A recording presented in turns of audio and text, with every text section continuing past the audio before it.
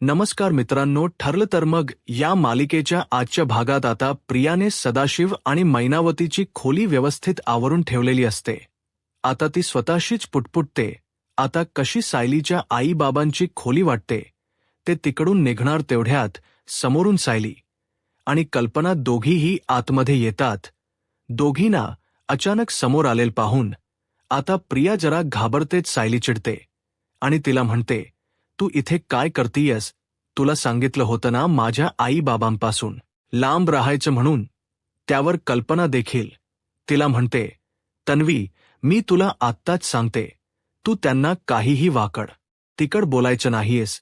त्यावर प्रिया लगेचच त्यांना म्हणते, तुम्ही दोघी नेहमी माझ्याविषयी वाईट विचार करता का? अगं सायली, मला खरंच मनापासून आनंद झालाय की तुझे आई-बाबा सापडले आणि हेच सांगायला मी इथे आले होते. पण सायली प्रियाला चांगलीच ओळखून असते. ती तिला म्हणते, हो का? मग ते दोघे इथे नाहीयेत हे समजल्यावर सुद्धा इथे का रेंगाळलीस? आता मात्र प्रियाकडे काहीच उत्तर नसतं.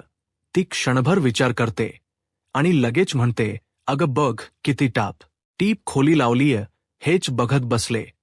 मुद्दामूनच सायलीला पटवून देण्यासाठी की हे तुझेच आई-बाबा आहेत. ती मुद्दामून म्हणते, बघ तुझ्यासारखेच आहेत ते, एकदम टापटीप, म्हणजे अगदी काठाला काठ लावून. कशी घडी घालायची, प्रत्येक गोष्ट अशी जागच्या जागी ठेवायची, एकदम अशी शिस्तीची, सेम. लगेच बेड जवळ जाते आणि म्हणते, हे बघ बेडशीट कस एकदम परफेक्ट लावल्या. हे बघ, आणि ही चादर बघ, एकदम एजवर लावले. परफेक्ट, कुठेही बाहेर टॉवेल नाही, एक साडी बाहेर नाही, पसारा नाही, अगदी सेम. आठवते तुला सायली, तू आश्रमात असताना पण असंच एकदम अगदी सेम लावून ठेवायचीस. नीट आठवते सायली आणि कल्पना दोघींनाही प्रियाच बोलणं पटतं. दोघींनाही छान वाटतं. दोघी हसतात. प्रियाचं काम परफेक्ट झालेलं असतं. तर आता इकडे जेलमध्ये महिप्त आता त्याचा प्लान एक्झिक्यूट करणार असतो. साक्षी प्लान आजच करायचा हे ऐकून चांगलीच घाबरलेली असते. ती अण्णांना घाबरतच विचारते, आता काय? महिप्त तिला म्हणतोय, एक काम कर, तुझी अंगठी दे. साक्षी लगेच त्याला अंगठी काढून देते. आता अंगठी घेतल्यावर महिप्त कदमला म्हणतो, कदम, तुला दिलेल्या पैशाची इज्जत ठेवायचा दिवस आलाय, कळलं का? डोळ्यात तेल घालून लक्ष द्यायचं. इथे कोणीच आलं नाही पाहिजे माझं काम होईपर्यंत. आणि इथे जे सीसीटीव्ही फुटेज आहे ना, त्याचं काय करायचं ते तुझं तू बघ. महिप्त त्याला पुढे म्हणतो, हे बघ महिप्त, शिखर इथे येऊन गेला हे कोणाच्या बापाला पण कळलं नाही पाहिजे. कदम सुद्धा लगेचच हो म्हणतो. आता ते दोघंजण जाणार तितक्यात सायली थांबवते आणि म्हणते, एक मिनिट, हे सीसीटीव्ही वगैरे सगळं मॅनेज होईल, पण मग DNA टेस्ट काय? साक्षी पुरतीच घाबरलेली असते. महिप्त तिला म्हणतो, तुझ्या बापान या सगळ्याची आधीच सोय लावलेली आहे, त्यामुळे काळजी नको करू. आणि मग तो कदमला म्हणतो, चावी दे, आणि त्याला म्हणतो, चल लवकर चल. कदम लगेचच तिकडून बाहेर येतो आणि मुद्दाम होऊन बाहेर जो सगळा स्टाफ उभा असतो तिकडे येऊन थांबतो. मग लेडी हवालदार त्याला विचारते, काय कदम, झाली का ड्युटी? कदम म्हणतात, नाही, वेळ कुठे झालाय अजून. कदमला काहीही करून या सगळ्यांना इकडेच गुंतवून ठेवायचं असतं जोपर्यंत महिप्तच काम होत नाही. महिप्त लगेचच कदमने दिलेली चावी वापरून ज्या सेल मधल्या लेडीला मारायचं असतं ती सेल उघडतो. तर आता इकडे प्रियाने सांगितलेली थाप बरोबर या दोघींना पटलेली असते. कल्पना म्हणते, सायली, हे मात्र खरं आहे. तुझ्यातला जो टापटीपणा आहे ना, तो तुझ्या आईकडंच तुझ्यात आलाय. आता यांच्या या गप्पा चालू असतात तितक्यातच मैनावती तिकडे येते आणि सगळ्यांना तिथेच पाहून म्हणते, अरे बापरे, तुम्ही सगळे इकडे, एक मिनिट थांबा, आलेच. तिचे हात आता ओले असतात, त्यामुळे ती डायरेक्ट कपाट उघडते आणि कपाटातल्या सगळ्या वस्तू जमिनीवर फेकायला सुरुवात करते आणि त्याच हातानी त्या वस्तू उचलून बेडवरती तशाच टाकते. पुन्हा इकडून तिकडे ड्रॉवर खोलत असते. आता ती सगळ्या वस्तू अस्ताव्यस्त करत असते. हे बघून सायली आणि कल्पना आवासूनच तिच्याकडे बघत राहतात. तर प्रिया मात्र डोक्याला हातच लावून घेते, कारण आत्ताच प्रियाने जे कौतुक केलेलं असतं ते सगळं महिनावती 2 मिनिटात पाण्यात घालते अखेर तिला ड्रॉवरमध्ये टॉवेल भेटतो, ती हात पुसते आणि तसाच ओला टॉवेल बेडवरती टाकते. हे पाहिल्यावर सायली आणि कल्पना पाहतच राहतात. आता कल्पना मैनावतीला म्हणते, अहो ते कपडे लगेच. मैनावती म्हणते, ते होय अहो, आमच्या कपड्यांना ना पायच फुटलेले असतात. आमच्या दुकान तर दिवसभर कपडे असेच पडलेले असतात. यावर आता काय बोलायचं सायलीला खरंच काही समजत नाही. तर इकडे जेलमध्ये अखेर महिप्त त्या दुसऱ्या महिला कैदीच्या सेल मध्ये आलेला असतो. साक्षीला आणि रेखाला दोघींनाही चांगलाच घाम फुटलेला असतो आणि त्या महिला कैदीच तोंड दाबून तिचा जीव घेण्याचा प्रयत्न सुरू करतो. आता ती बिचारी महिला कैदी स्वतःचा जीव वाचवण्यासाठी खूप हातपाय जाडत असते. लगेच साक्षी आणि रेखा ड्रामा सुरू करतात. साक्षी जोरजोरात ओरडायला लागते, अग तू कोण समजतेस, कोण स्वतःला. रेखा म्हणते, मी तुझा जीव घेईन, मी तुझे तुकडे तुकडे करीन. यांचा हा गोंधळ आता सगळ्या स्टाफला बाहेर ऐकायला जातो. महिप्त त्या महिला कैदीच तोंड दाबून तिला मारण्याचा प्रयत्न करत असतो.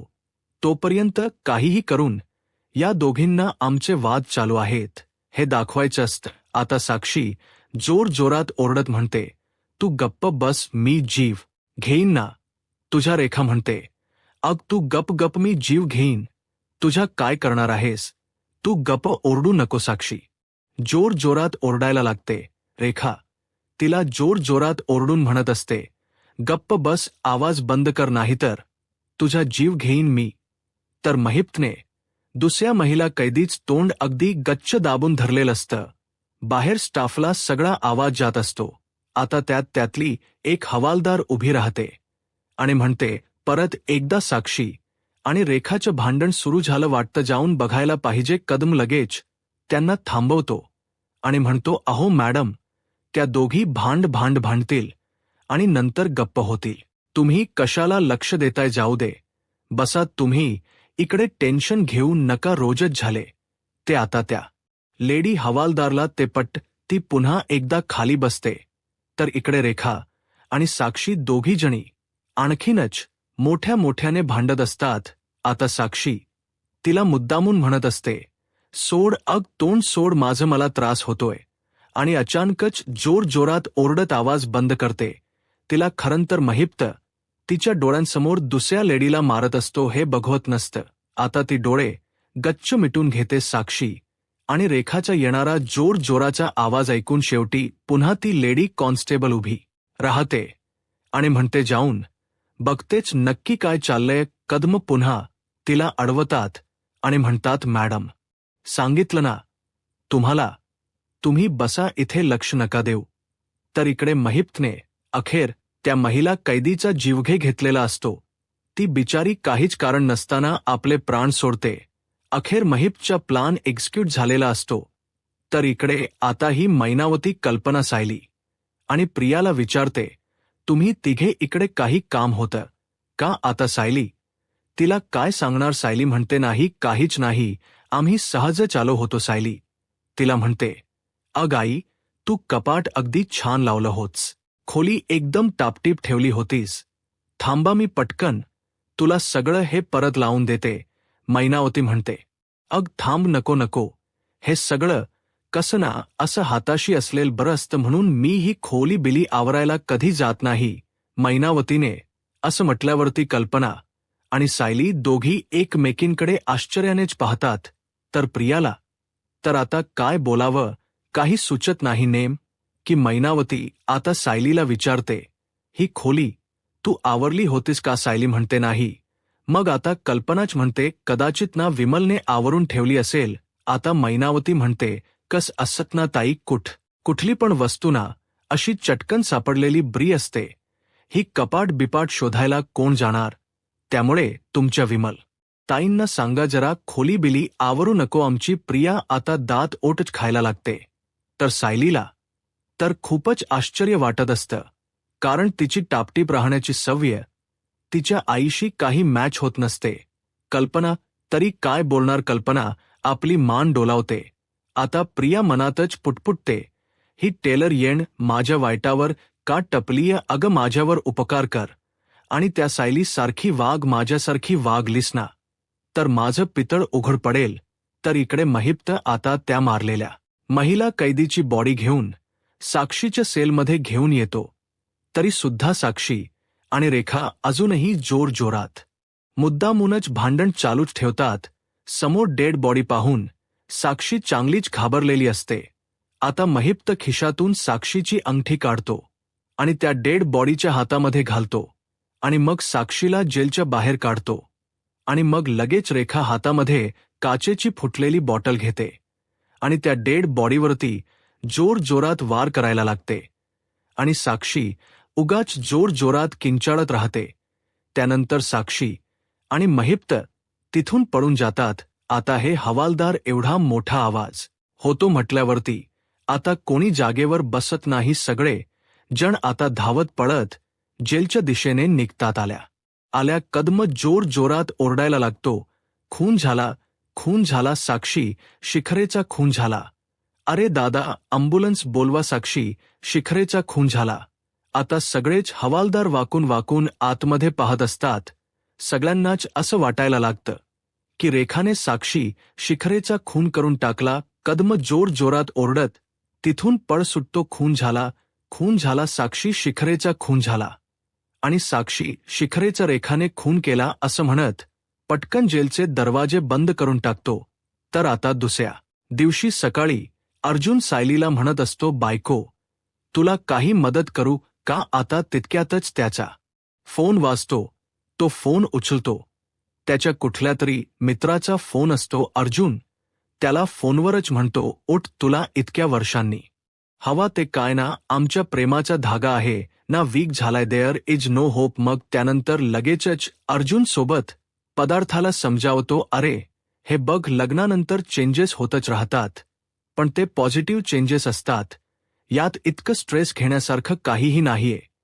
You know what I think, तू तुझ्या रिलेशनमध्ये सेकंड चान्स द्यायला हवास. आता सायली पुन्हा त्याला समजावत म्हणते, भाऊजी आमच्याकडे तर एक वेळ अशी आली होती की आमचं सगळं संपलं होतं.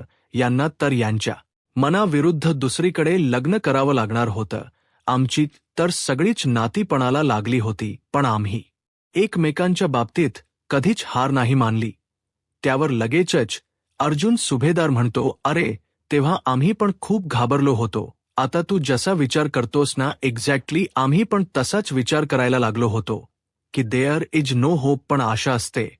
टनलच्या दुसऱ्या बाजूला प्रकाश असतोच. आता हे आपल्याला ठरवायचे की टनलच्या बाहेर निघायचे की टनलमध्येच अडकून राहायचे. मग सायली अर्जुनला समजावत म्हणते, भाऊजी मी काय म्हणते, तुम्ही ना स्वतःला एक संधी द्याच आणि तुमची जवळची मैत्रीण असलेल्या तुमच्या बायकोला सुद्धा एक संधी द्याच. मग आता दुसरा अर्जुन म्हणतो, मी फक्त तुम्ही जे बोलताय ते ऐकत नाहीये, तर तुमच्या दोघांच्या डोळ्यातलं प्रेम सुद्धा पाहतोय.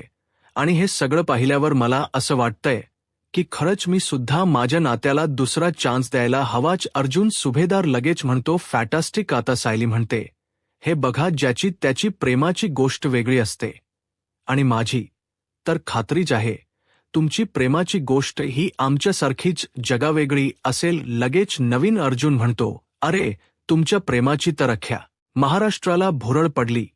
तुम्हाला दोघांना नाही, ऑल द बेस्ट. आणि तुम्ही आता मला जे काही सांगितलं त्या सगळ्यासाठी थँक यू. बरं चला आता मी निघतो. असं म्हणून तो आता जाण्यासाठी निघतो. माझी मेरी माझी आता वाट बघत असेल असं म्हणून तो खिशातून फोन काढायला जातो.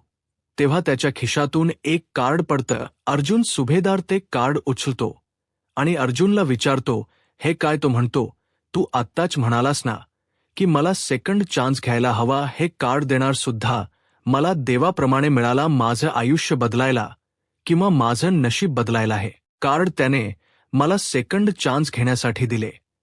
आणि मग फायनली तो या दोघांचाही निरोप घेऊन तिथून निघून जातो. तर आता इकडे अर्जुन त्याच्या खोलीमध्ये आपलं काम करत बसलेला असतो. सायली सुद्धा रूमची आवरावर करत असते. तितक्यात अर्जुनच्या फोनवरती कसलासा मेसेज येतो. अर्जुन मेसेज वाचतो आणि धक्क्यानेच म्हणतो, व्हॉट? आता लगेचच तो लॅपटॉपवरती ऑनलाईन न्यूज चालू करतो सायली, विचारते, अहो काय झालं आता? ब्रेकिंग न्यूजमध्ये साक्षी शिखरेचा जेलमध्ये खून झाला. याच्या बातम्या सगळ्या चॅनलवरती झळकत असतात. आता न्यूज रिपोर्टर सांगत असते की साक्षी शिखरे यांची जेलमध्ये निर्गुण हत्या करण्यात आली. प्रसिद्ध बिल्डर महिप्त शिखरे यांची मुलगी साक्षी शिखरे यांची हत्या करण्यात आली. आत्ताच आलेल्या बातमीनुसार जेलमध्ये एका महिला कैदीद्वारे साक्षी शिखरेचा निर्गुण खून करण्यात आलाय. जेलच्या सुरक्षेचा प्रश्न पुन्हा एकदा ऐरणीवर आलाय. आता आपल्या सोबत आहे साक्षी शिखरेचे वडील महिप्त शिखरे. महिप्त आता रडत रडतच म्हणत असतो, माझी एकुलती एक सोन्यासारखी पोर मला सोडून गेली. आता मला फक्त तिचाच आधार होता. मला एक कळत नाही की आता मी कसं जगायचं, कोणासाठी जगायचं ग? पोरी स्वर्गात जाताना निदान मला तरी घेऊन जायचं. आता इथे या सगळ्या बातम्या ऐकून सायली आणि अर्जुन या दोघांनाही मोठा आश्चर्याचा धक्का बसलेला असतो. आता ती न्यूज रिपोर्टर महिप्तला विचारते, तुमच्या मुलीच्या बाबतीत असं काही घडेल याची काही तुम्हाला कल्पना होती का? आता महिप्त म्हणतो, कल्पना होती.